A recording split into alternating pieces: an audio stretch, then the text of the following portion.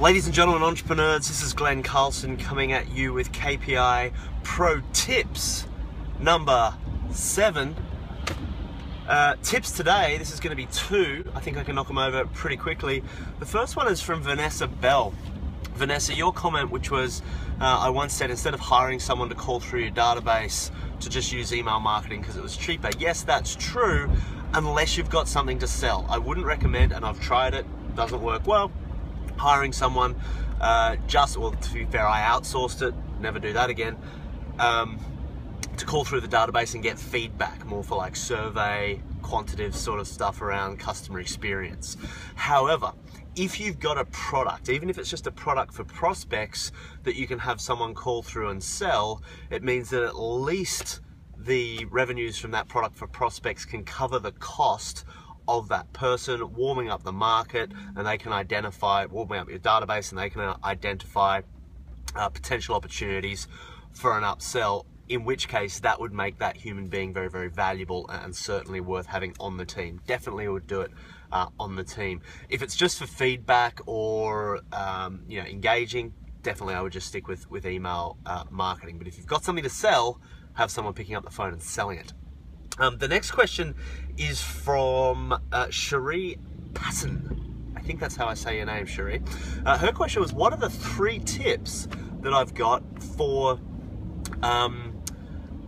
sales resources, right? So for someone who's new to picking up the phone and making 80 calls a day to get their business off the ground or their business idea off the ground, to build the momentum to then become the key person of influence, where there's a gear shift and then people start chasing you. But in the early days, picking up the phone, what are the resources that I would suggest? You know what?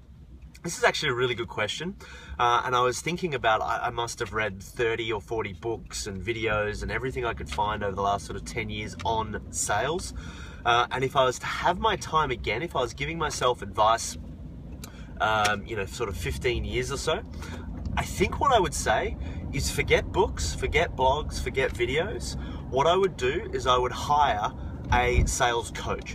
Find someone who's a sales coach that is willing to go through and listen to recordings of you over the phone and give you real-time feedback and advice. So maybe they review what you're saying on the phone 2 or 3 times a day.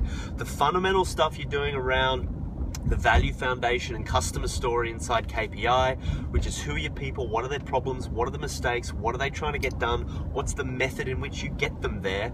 That is essentially a sales conversation. So you should have all the different elements in place. In a conversation though, there is some, sales craft that goes into it, being able to control that conversation. And reading a book is just going to be another opportunity for you to abdicate responsibility, to go, oh, I'm going to read the book now instead of picking up the phone.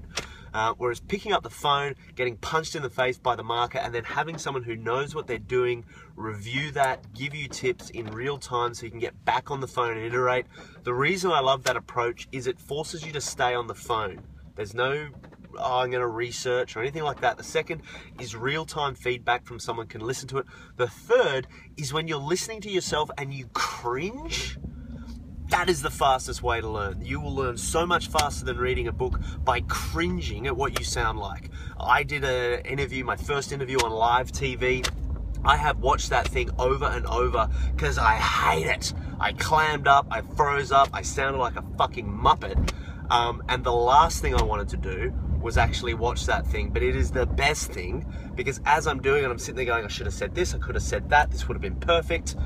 And the next time I do it, I'm going to go in there with a lot more confidence. And you can do that. If you're talking to 30 people a day, the speed at which you would accelerate your ability to close, your ability to sell, your ability to understand the market, your ability to build that into your marketing, the ability to improve your product as a result of the feedback they're giving you will go through the roof. Pro tip number 7. Bam, done. I almost forgot to ask you to ask me a question. So in the box below, ask me a question. Also, there's something that I want to do. I want to move these little videos from the KPI private wall to the public wall, or at least to my wall. Would you guys be cool with that? Would you guys still ask questions, jump on there? Because I got a whole bunch of friends that I've kind of shown this to, and they're like, we want that. and they're on my wall, but they're not in the private group. So let me know in the comments whether or not you'd be cool if I was putting this on the group. You might need to like subscribe to me or something to make sure that you get them in the feed, but that way I can do these more publicly. I can get more of this value out there, and we can make everyone really, really jealous that they're not actually on the inner circle of KPI. Ask a question. Answer, put it in your comment.